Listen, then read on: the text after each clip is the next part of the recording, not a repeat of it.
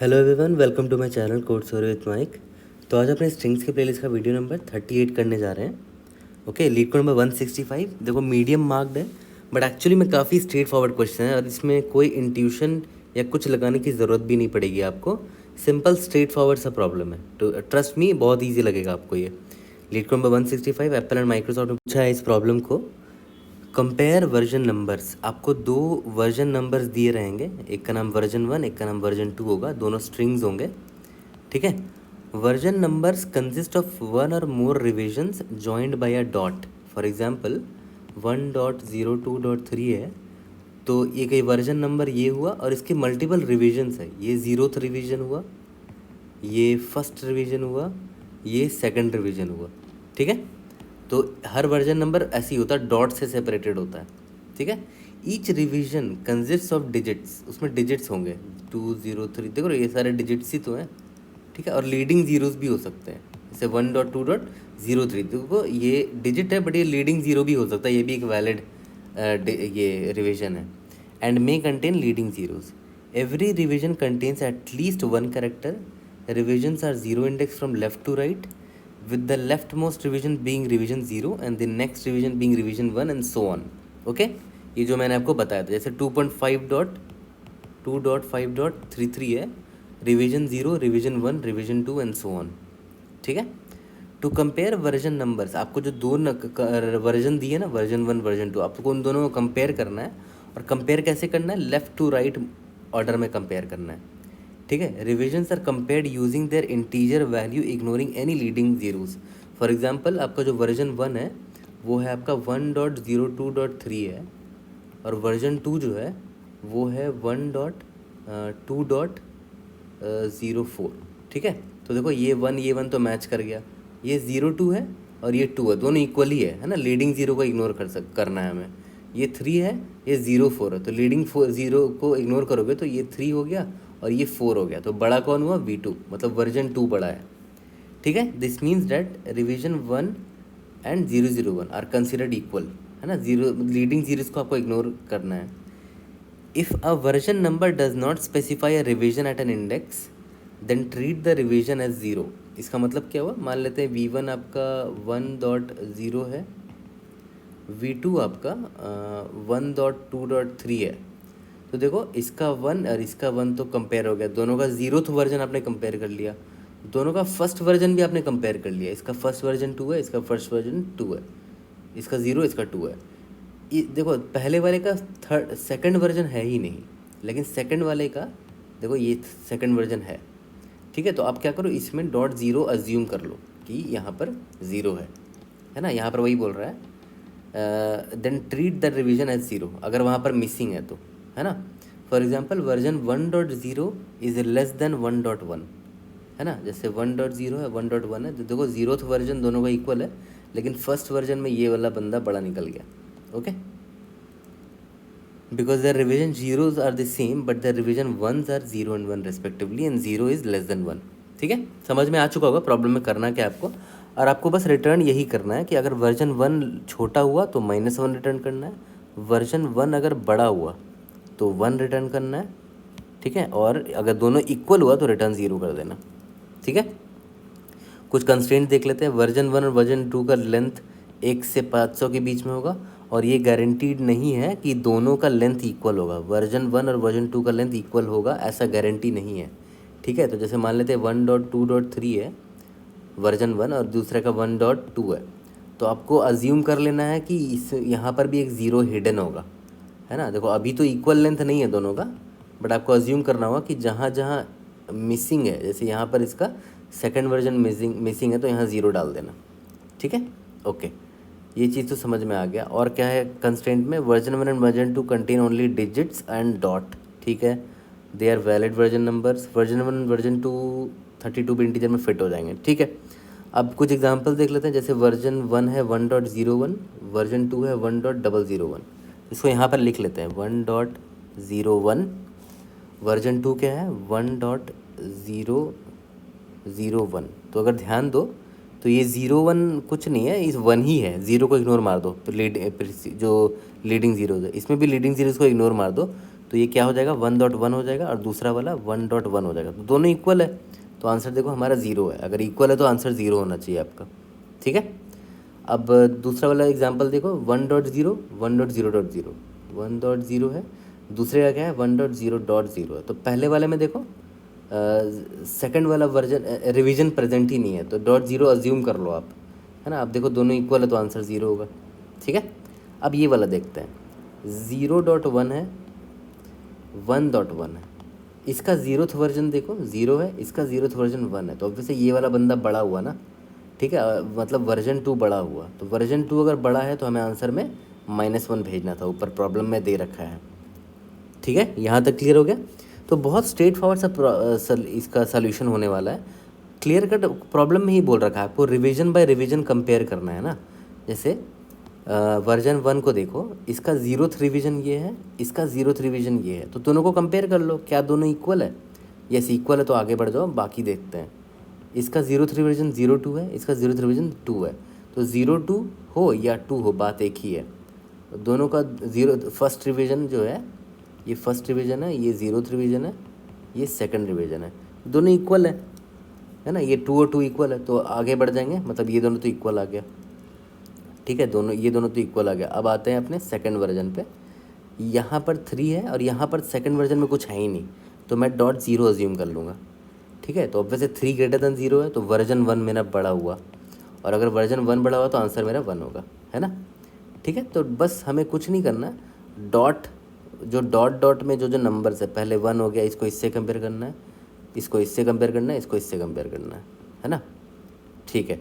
तो सबसे बेस्ट तरीका होता है ऐसे प्रॉब्लम्स का जिसमें स्ट्रिंग्स को आपको तोड़ना पड़े। जैसे ये स्ट्रिंग है, इसको आपको तोड़ना पड़ रहा है डॉट के हिसाब से, ये डॉट है, ये डॉट है, तो डॉट के बीच बीच में जो कैरेक्टर्स है ना, जो भी स्ट्रिंग्स है उसको तोड़ना है आपको। तो बेस्ट होता है कि आप उसको टोकेनाइज कर दो।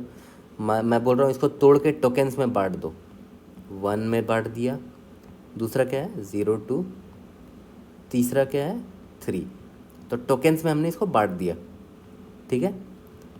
इसका 1, इसका 2 है, इसका सिर्फ 2 ही टोकेन्स निकल कर आया, ठीक है।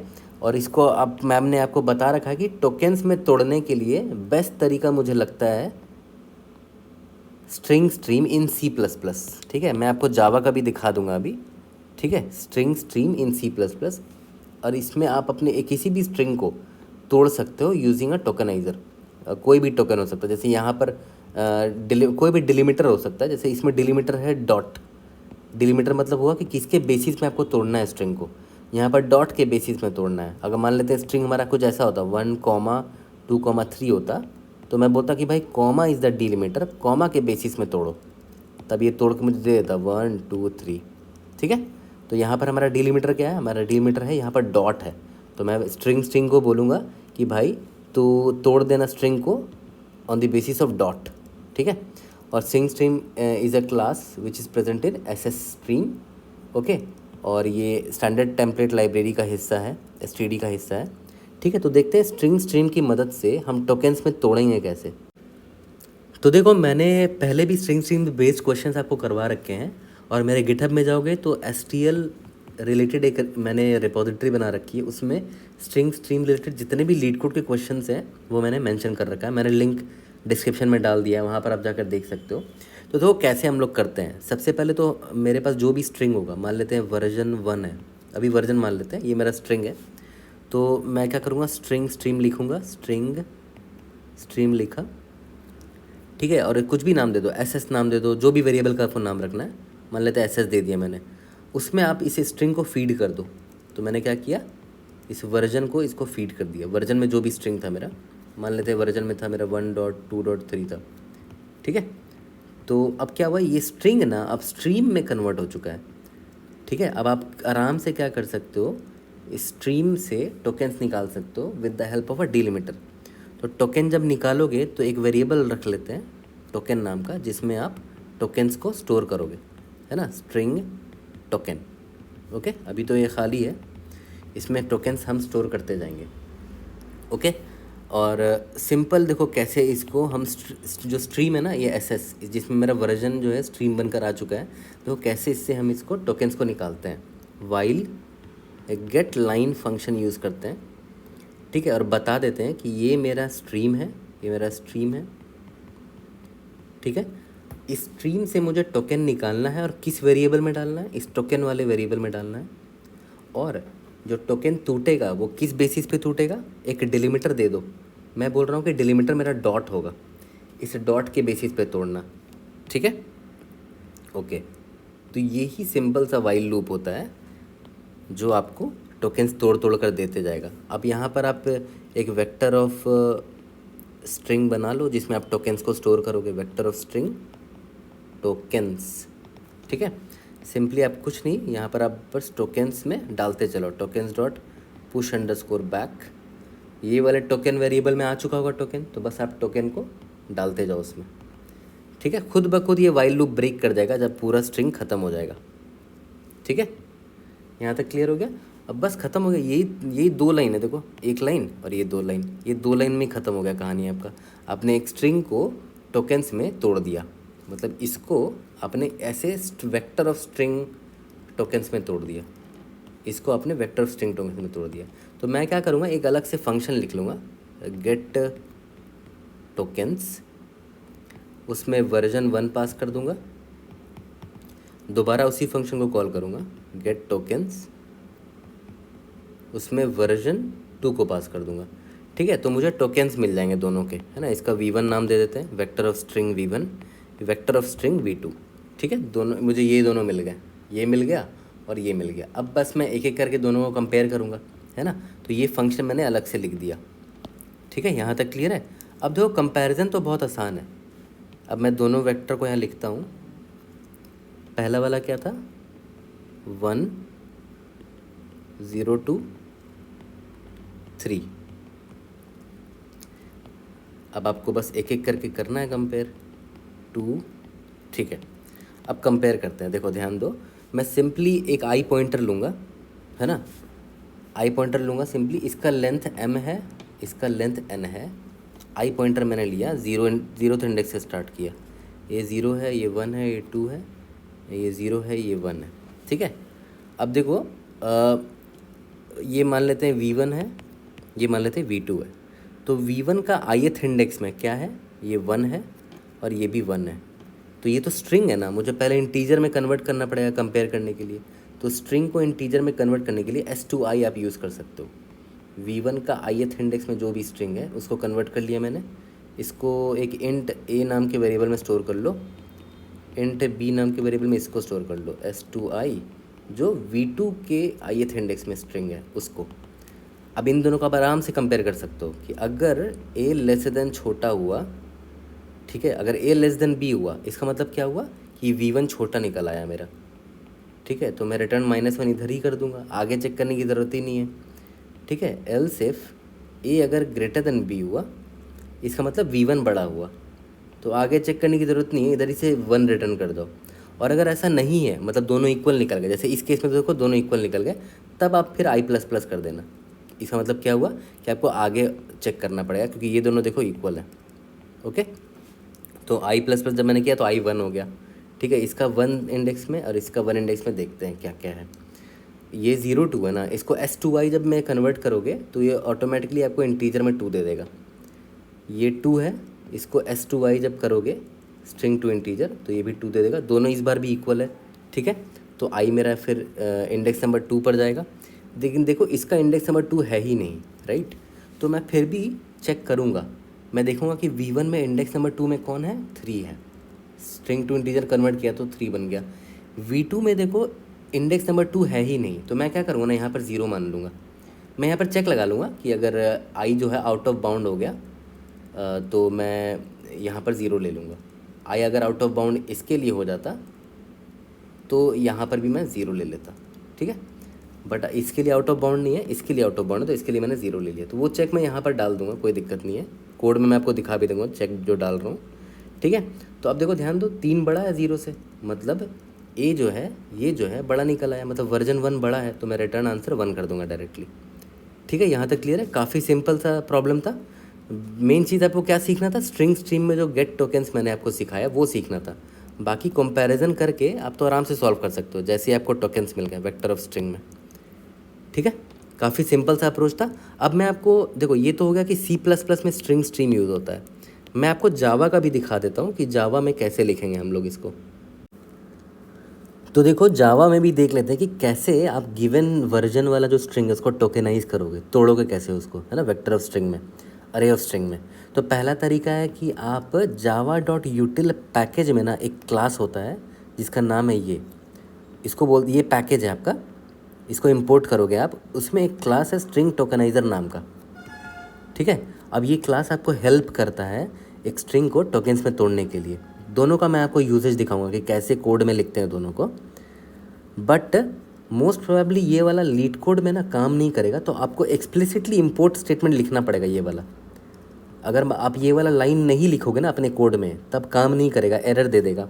लीड कोड शायद इसको रिकॉग्नाइज नहीं कर पा रहा था जहाँ तक मुझे याद है, तो मैंने क्या किया, एक्सप्लिसिटली खुद से लिख दिया था इसको ऊपर, क्लास के ऊपर। वो मैं आपको लिख के दिखा भी दूंगा।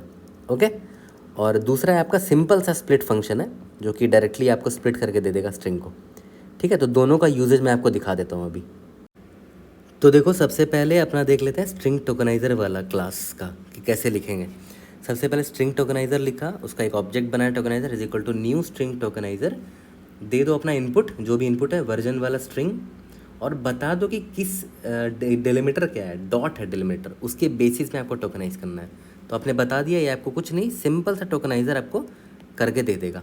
ठीक है, उसके बाद आपको क्या करना है, एक रिजल्ट अरे बना लो जिसमें आप टोकन्स को डालोगे। और देखो कितना सिंपल सा वाइल, इसमें भी 3 लाइन होता है सिंपल।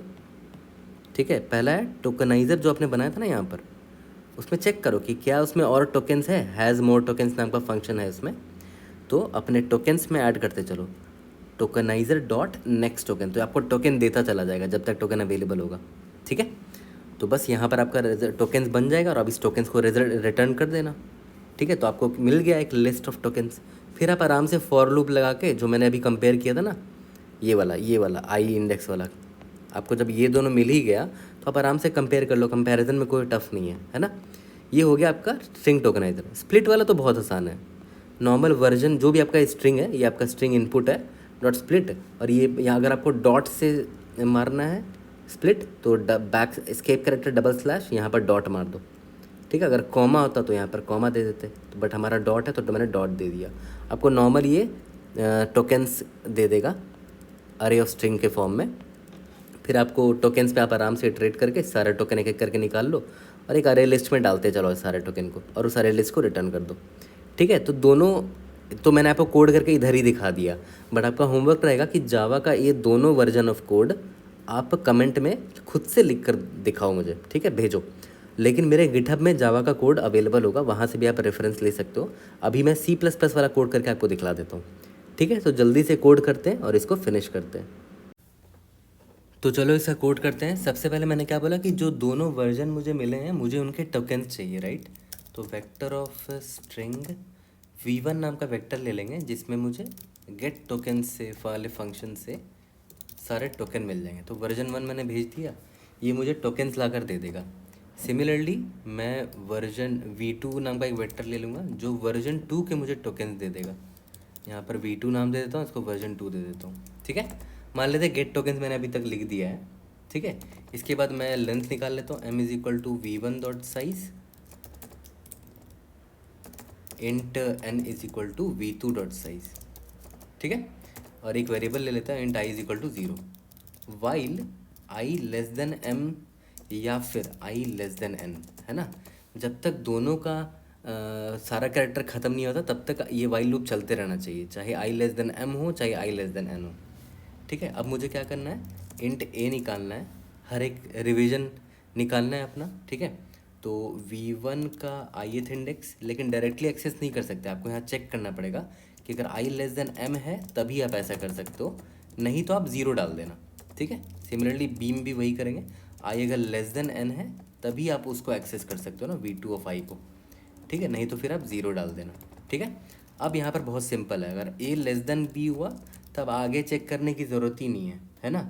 आप इसी वक्त रिटर्न -1 कर दो कि भाई वर्जन 1 जो है वो छोटा है।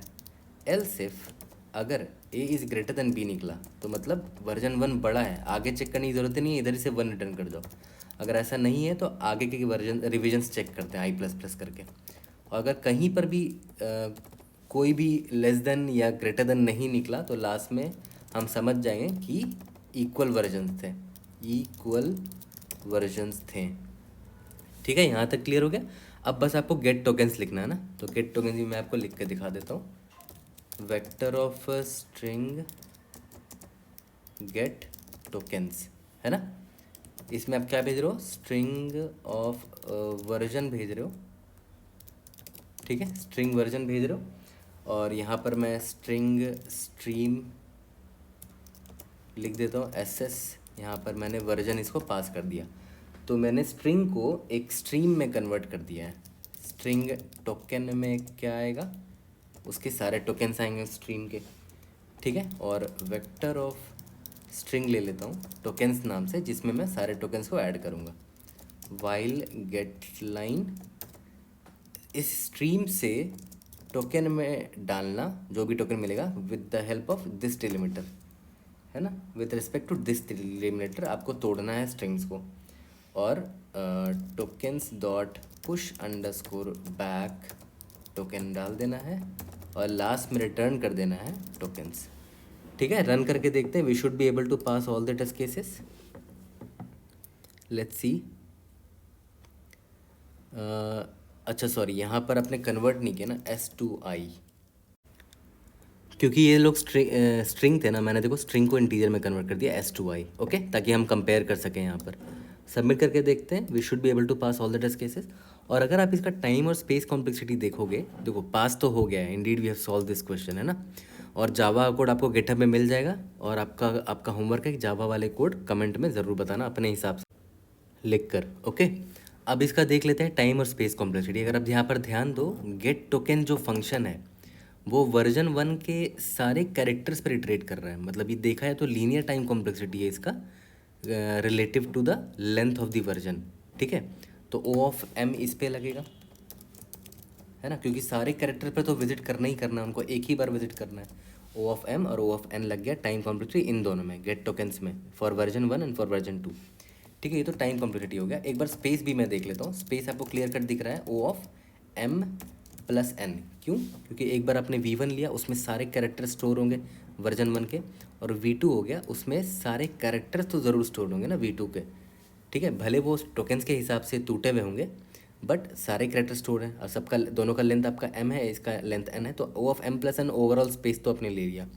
गेट टोकन्स में O ऑफ M लग रहा है, इसमें O ऑफ N लग रहा है। और यहाँ पर भी देखो, इस वाइल लूप में आप एट द एंड क्या कर रहे हो, सारे कैरेक्टर पर आप विजिट कर रहे हो, वर्जन 1 का और वर्जन 2 का। एट द एंड तो वही कर रहे हो ना, तभी तो यहाँ देखो कंपेयर कर पा रहे हो। स्ट्रिंग टू इंटीजर जब कर रहे हो तो एक एक करके सारे कैरेक्टर कन्वर्ट हो रहे होंगे ना इंटीजर में, तो O of M plus N यहाँ भी लग रहा है टाइम कॉम्प्लेक्सिटी, ठीक है। तो ओवरऑल टाइम कॉम्प्लेक्सिटी हमारा लीनियर है, M प्लस N है, और स्पेस कॉम्प्लेक्सिटी भी M प्लस N है, ठीक है। I hope I was able to help. See you in the next video. Thank you.